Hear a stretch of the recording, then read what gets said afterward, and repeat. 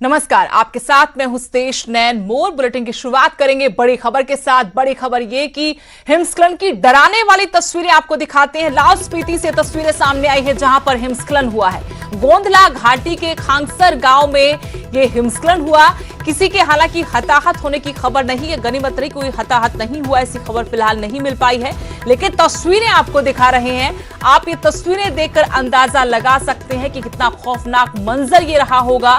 हिमस्खलन हुआ है और हिमस्खलन की तस्वीरें लाहौल स्पीति की तस्वीरें हैं जहां ये हिमस्खलन हुआ। गोंधला घाटी के खांगसर गांव में आप ये गुबार देख सकते हैं बर्फ का आगे बढ़ता हुआ। अक्सर यहां पर ऐसे हिमस्खलन देखने को मिलते हैं, ऊंचाई वाला इलाका है और भारी बर्फबारी सर्दियों में यहां पर होती है। आपको तस्वीरें दिखा रहे हैं किस तरीके से गोंधला घाटी में यह हिमस्खलन हुआ है। पूरा का पूरा एक हिमखंड नीचे आ गिरा। डराने वाली तस्वीरें हैं, लेकिन गनीमत रही कि कोई हताहत नहीं हुआ है। लाहौल स्पीति में यह हिमस्खलन हुआ है। गोंधला घाटी के खांगसर गांव की तस्वीरें, हिमस्खलन की तस्वीरें हैं। किसी ने अपने कैमरे में कैद की, उसके बाद ये तस्वीरें आप तक हम पहुंचा रहे हैं। आप देख सकते हैं किस तरीके से बर्फ का एक बड़ा हिस्सा पहाड़ से टूटकर नीचे गिरा और फिर ये तस्वीरें जो आपके सामने है, ये बर्फ का गुबार है जो आप इसको देख पा रहे हैं। गोंधला घाटी के खांगसर गांव में ये हिमस्खलन हुआ है। हालांकि किसी के हताहत होने की खबर नहीं मिल पाई है, लेकिन जरूर तस्वीरें डराने वाली हैं। गोंधला घाटी के खांगसर गांव की हिमस्खलन की, जहां एक पहाड़ से बड़ा हिमखंड नीचे गिरा। हिमस्खलन की तस्वीर आपके सामने लाहौल स्पीति से, जहां ये हिमस्खलन हुआ है और खांगसर गांव बताया गया गोंधला घाटी का, जहां पर ये हिमस्खलन हुआ। और ये तस्वीरें आपको दिखा रहे हैं कितना भयावह ये नजारा, जिनमें आप देख सकते हैं कि किस रफ्तार के साथ एक बड़ा हिस्सा पहाड़ से बर्फ का टूटकर नीचे गिरा और फिर तलहटी तक पहुंचा। हालांकि आसपास कुछ घर, लेकिन उसमें काफी दूरी। और अक्सर जब ऐसे हिमस्खलन होते हैं तो खेतों को जरूर बड़ा नुकसान, आसपास में अगर घर है तो वहां जाए नुकसान भी हो सकता है। लेकिन इस खबर पर आपको बता दें कि किसी के हताहत होने की कोई खबर नहीं।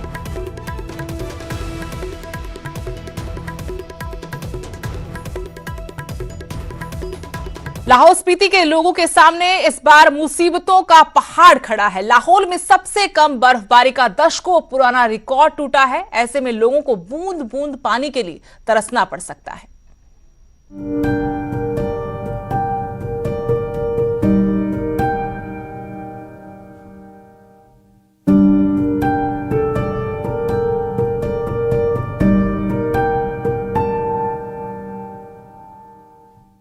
ये खूबसूरत नजारा हिमाचल के जनजातीय जिला लाहौल स्पीति का है। पहाड़ों पर चमकती बर्फ की सफेद चांदी, सड़क किनारे बिछी बर्फ की मोटी परत और कल कल करती नदियाँ। लाहौल स्पीति की यही खूबसूरती लोगों को यहाँ खींचे ले आती है।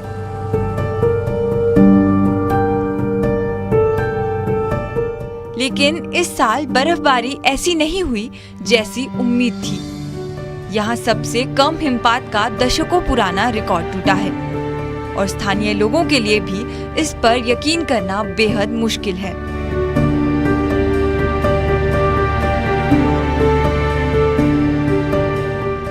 धूप सीधे नहीं पड़ती है, वहाँ थोड़ा बहुत बर्फ है, वरना सब जगह बर्फ निकल चुका है। ऐसा पहली बार हुआ है, अपने उम्र में हमने ऐसा कभी देखा नहीं। और बुजुर्ग भी यही बताते हैं कि भाई इस तरह का मौसम कभी पहले हुआ नहीं है।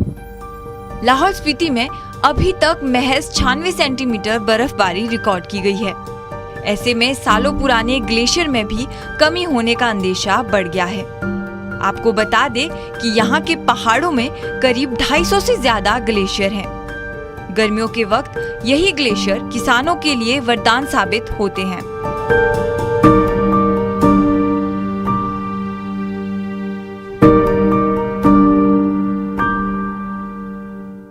सिंचाई के लिए ज्यादातर किसान बर्फ के पानी पर ही निर्भर रहते हैं। इस साल कम बर्फबारी से घाटी के दर्जनों पंचायतों में सूखे की आशंका बढ़ गई है। जस्ट पूरे लाहौल में पानी की बहुत कमी रहने वाली है इस बार। उम्मीद करते हैं कि भाई बारिश हो, लेकिन यहाँ पर दुख की बात यह है कि यहाँ बारिश होती ही नहीं है, ना के बराबर। फिर भी उम्मीद लगा के बैठेंगे कि शायद गर्मियों में कुछ बारिश हो जाए। लाहौल स्पीति में इस साल जनवरी में 88 सेंटीमीटर, फरवरी में महज 6 सेंटीमीटर और मार्च में अभी तक केवल 3 सेंटीमीटर बर्फबारी दर्ज की गई है। चुनिंदा इलाकों को छोड़कर बर्फ गायब हो चुकी है। ऐसे में स्थानीय लोगों के सामने मुसीबतों का पहाड़ है। केलांग से प्रेमलाल, न्यूज़ 18। बड़ी खबर फरीदाबाद से, जहां ऑनर किलिंग मामले में जानकारी यह है कि लड़की के पिता और चाचा को कोर्ट में पेश किया गया। पुलिस को 1 दिन का रिमांड मिला है। हरियाणा पुलिस के सब इंस्पेक्टर पर अपनी बेटी की हत्या कर दाह संस्कार करने का आरोप है। बेटी की लव मैरिज से ये परिवार नाराज था, इसके चलते बेटी की हत्या का आरोप अब इस पर लग रहा है। हालांकि पुलिस ने इस मामले में कार्रवाई करते हुए लड़की के पिता, जो कि सब इंस्पेक्टर हैं, और चाचा, जो पुलिस में कांस्टेबल हैं, दोनों को गिरफ्तार कर लिया, कोर्ट में पेश किया, जहां से दोनों को 1 दिन का पुलिस रिमांड मिला है।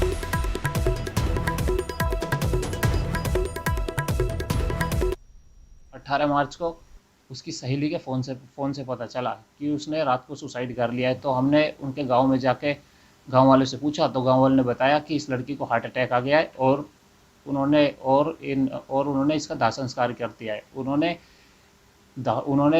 मुझसे और मेरे परिवार को बिना सूचित किए बिना मेरी पत्नी का दाह संस्कार कर दिया है। अब मैं प्रशासन से यही गुहार लगाना चाहता हूँ कि चारों आरोपियों को अच्छी तरह से सख्त कार्रवाई की सजा दी जाए। मेरे लड़के के पास एक मैसेज आया है, उसकी सहेली ने कोई फ़ोन किया और तब हमें पता चला, हमने गांव में जाकर पता चला कि उस लड़की के दाह संस्कार कर दिया गया है। हमने गांव में पूछा कि क्या हुआ था इस बच्ची को, तो उन्होंने कहा कि अटैक पड़ गया। केंद्र के कृषि कानूनों से जुड़ी बड़ी खबर आपको बता दें, संसदीय कमेटी की तरफ से एक कानून लागू करने की सिफारिश की गई है। आवश्यक वस्तु संशोधन अधिनियम 2020 को लागू करने की संसदीय समिति ने सिफारिश की। बम्पर फसल के बावजूद प्रोसेसिंग सुविधाओं का अभाव, ये समिति की तरफ से कहा गया। बिलों का विरोध करने वाले कई दल इस कमेटी में शामिल हैं। समिति में भगवंत मान है, फारूक अब्दुल्ला समेत कई और नेता हैं। कांग्रेस, आप, टीएमसी, डीएमके, एनसीपी और शिवसेना के सांसद इस समिति में शामिल हैं। और इसी को लेकर ये बड़ा विवाद केंद्र सरकार के लाए 3 कृषि कानूनों का, क्योंकि किसान लंबे समय से विरोध कर रहे हैं और इन तमाम राजनीतिक दलों ने भी किसानों का समर्थन करते हुए इन तीनों कानूनों का विरोध किया है। लेकिन अब जब समिति के अंदर ये शामिल है तो इनमें से एक कानून लागू करने की सिफारिश की गई है। किसानों ने हालांकि तीनों कानून रद्द करने की मांग की, लेकिन खाद्य उपभोक्ता मामले में सार्वजनिक वितरण पर संसद की स्थायी समिति का कहना है कि सरकार को आवश्यक वस्तु अधिनियम 2020 को लागू कर देना चाहिए। केंद्र सरकार जो 3 कानून लाई है उनमें से एक ये है आवश्यक वस्तु संशोधन अधिनियम 2020।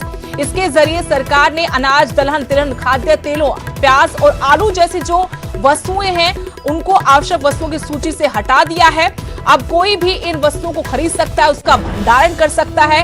हालांकि सरकार इमरजेंसी के वक्त इन पर अपना नियंत्रण कर रख सकती है, लेकिन इसके अलावा सरकार का इन वस्तुओं पर कोई नियंत्रण इस कानून के लागू होने के बाद नहीं रहेगा, जिसका किसान विरोध कर रहे हैं।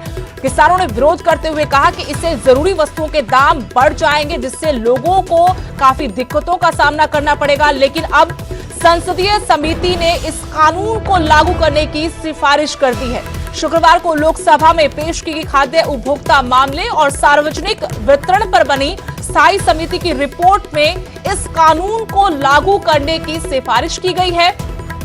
और इस समिति में टीएमसी के अलावा आप, डीएमके, एनसीपी और शिवसेना के सांसद भी शामिल हैं, जिसको लेकर एक बड़ा सवाल जरूर उठ रहा है कि किसानों के समर्थन में इन कानूनों का विरोध करने वाले सियासी दल अब इनमें से एक कानून लागू करने की सिफारिश कर रहे हैं।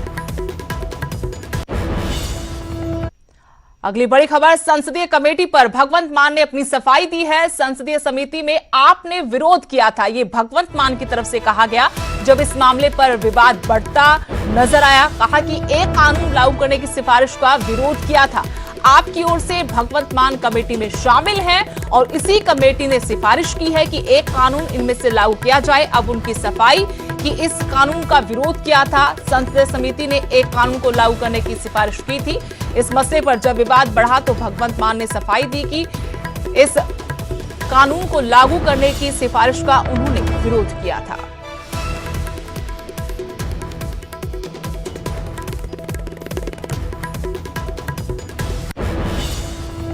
संसदीय कमेटी रिपोर्ट पर रवनीत बिट्टू का भी बयान आया है। कहा, कमेटी की रिपोर्ट के कोई मायने नहीं है। सरकार के सदस्य कमेटी में ज्यादा होते हैं, विपक्ष पार्टियों के मेंबर की सुनवाई नहीं होती।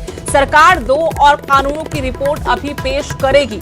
जहां इस मसले पर विवाद हुआ तो रवनीत बिट्टू की तरफ से कहा गया कि इस रिपोर्ट का कोई मायने नहीं है, क्योंकि उनके विपक्ष की बजाय सरकार के सदस्य इस कमेटी में ज्यादा रहते हैं। ऐसे में जो विपक्ष होता है उसका असर नहीं पड़ता। सिफारिश को लेकर विपक्ष पार्टियों के सदस्यों की सुनवाई नहीं होती। सरकार 2 और कानूनों की रिपोर्ट अभी पेश करेगी। आपको बता दें कि लोकसभा में खाद्य उपभोक्ता मामले और सार्वजनिक वितरण पर बनी स्थायी समिति की रिपोर्ट में 3 कृषि कानूनों में से 1 कानून लागू करने की सिफारिश की गई है।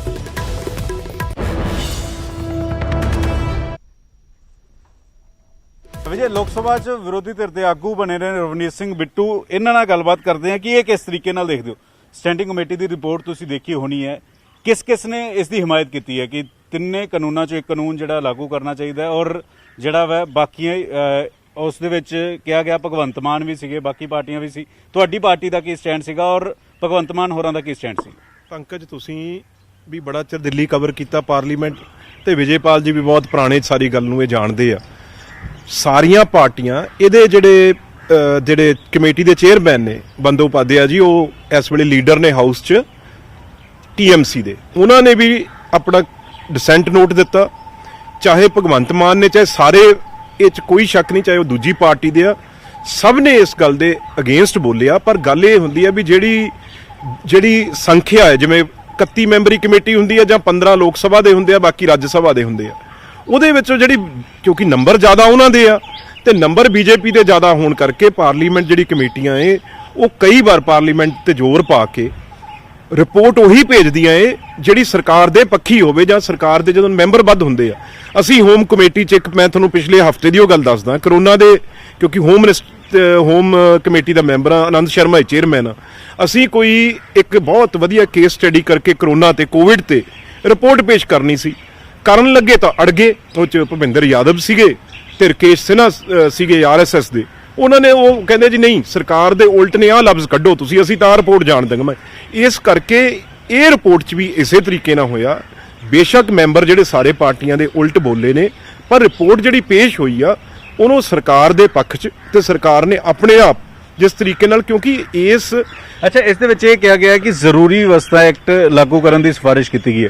ਬਾਕੀ 2 ਕਾਨੂੰਨ ਜਿਹੜੇ ਉਹ ਲਾਗੂ ਹੋਣੇ ਚਾਹੀਦੇ, ਨਹੀਂ ਹੋਣੇ ਚਾਹੀਦੇ, ਉਸ ਬਾਰੇ ਕਮੇਟੀ ਨੇ ਕੋਈ ਫੈਸਲਾ ਲਿੱਤਾ? ਉਹ ਵੀ ਗੱਲ ਇੰਨੀ ਸੀ ਵੀ ਥੋੜਾ ਬਹੁਤਾ ਹੁਣ ਜਦੋਂ ਦੂਜੇ ਮੈਂਬਰ ਬਿਲਕੁਲ ਹੀ, ਕਿਉਂਕਿ ਕਮੇਟੀਆਂ 'ਚ ਹੁੰਦਾ ਨਹੀਂ, ਇਹ ਬੀਜੇਪੀ ਆਉਣ ਵੇਲੇ ਸ਼ੁਰੂ ਹੋਣ ਲੱਗਿਆ ਵੀ ਕਮੇਟੀ ਦੀ ਰਿਪੋਰਟ ਨੂੰ ਵੀ ਆਪਣੇ ਪੱਖ ਦੀ ਬਣਾ ਕੇ ਭੇਜਦੇ ਆ, ਤੇ ਉਹਦੇ ਵਿੱਚ ਉਹਨਾਂ ਨੇ ਥੋੜੀ ਜਿਹੀ ਢਿੱਲੀ ਗੱਲ ਕਰਕੇ ਇੱਕ ਜਿਹੜੀ ਆ ਉਹ ਸਾਰਿਆਂ ਦੇ ਵੱਲੋਂ ਉਹਨਾਂ ਨੇ ਪਾਤੀ, ਦੂਜਿਆਂ ਦੀ ਹਜੇ ਗੱਲ ਉਹਨਾਂ ਨੇ ਛੇੜੀ ਨਹੀਂ ਵੀ ਹੌਲੀ ਦੇਣੇ। ਇੱਕ ਜਿਹੜੀ ਰਿਪੋਰਟ ਆ ਉਹ ਤਾਂ ਪਾਰਲੀਮੈਂਟ ਕਮੇਟੀ ਵੱਲੋਂ ਵੀ ਕਹੀਏ ਵੀ ਉਹਨੂੰ ਭੇਜੀਏ, ਤੇ ਇਸ ਕਰਕੇ ਇਹਦੇ ਨਾਲ ਕੋਈ ਫਰਕ ਨਹੀਂ ਪੈਣਾ। 2 ਕਾਨੂੰਨਾਂ ਤੇ ਅਜੇ ਰਿਪੋਰਟ ਆਣੀ ਹੈ। ਬਿਲਕੁਲ ਇਹਦੇ ਉੱਤੇ ਰਿਪੋਰਟ ਤਿਆਰ ਕਰਕੇ ਇਹਨਾਂ ਨੇ ਜਲਦੀ ਭਜਵਾਈ ਆ। ਪਰ ਪੰਕਜ, ਇਹ ਗੱਲਾਂ ਪਹਿਲਾਂ ਦੀਆਂ ਸੀ, ਇਹ ਰਿਪੋਰਟਾਂ ਜੇ ਪਹਿਲਾਂ ਮੰਗਦੇ ਤਾਂ ਇਹਦਾ ਫਾਇਦਾ ਸੀ। ਕਮੇਟੀ ਦਾ ਕੋਈ ਫਾਇਦਾ ਹੈ ਇਸ ਕਮੇਟੀ ਦਾ? ਕੋਈ ਫਾਇਦਾ, ਕਿਉਂਕਿ ਲਾਗੂ ਤਾਂ ਹੋ ਚੁੱਕੇ। ਮੈਂ ਉਹੀ ਕਹਿਣਾ ਨਾ, ਇਹ ਤਾਂ ਹੀ ਤਾਂ ਕਈ ਪਾਰਲੀਮੈਂਟ ਕਮੇਟੀਆਂ ਕਾਹਦੇ ਲਈ ਹੁੰਦੀਆਂ, ਇਸੇ ਲਈ ਹੁੰਦੀਆਂ ਵੀ ਇਹ ਰਿਪੋਰਟਾਂ ਪਹਿਲਾਂ ਮੰਗਾਓ। ਜਦੋਂ ਤੁਸੀਂ ਬਿੱਲ ਲੈ ਕੇ ਆਉਨੇ ਉਦੋਂ ਪਹਿਲਾਂ ਪਾਰਲੀਮੈਂਟ ਸਟੈਂਡਿੰਗ ਕਮੇਟੀ ਦੀਆਂ ਜਿਹੜੀਆਂ ਰਿਪੋਰਟਾਂ ਉਹਦੇ ਉੱਤੇ ਵਿਚਾਰ ਜਿਹੜਾ। और यहां रुकेंगे छोटे से ब्रेक के लिए।